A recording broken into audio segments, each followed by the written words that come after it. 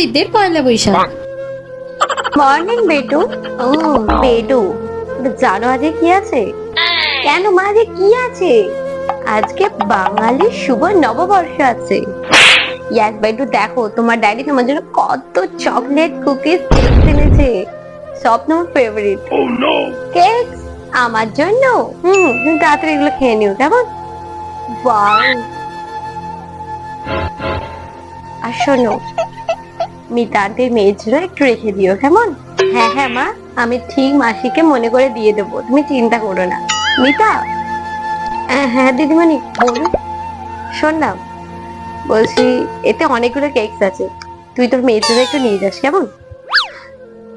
অনেক অনেক ধন্যবাদ দিদিমণি, অনেক অনেক ধন্যবাদ। আর আমাদের স্কুলেতে শিখিয়েছে শেয়ারিং ইজ কেয়ারিং, সবাইকে সবসময় শেয়ার করেই খেতে হয়।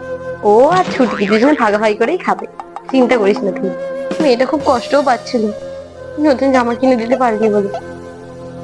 সত্যি দিদিমণি, তোমার মতো দিদিমণি অনেক ভাগ্য করে পেয়েছি গো, অনেক ভাগ্য করে। মাসি, তুমি মনে করে গিয়ে কিন্তু বনিকে দিও, কেমন? অনেক বড় হও মা, তুমি অনেক বড় হও। ঠিক আছে বেটু, গড ব্লেস ইউ।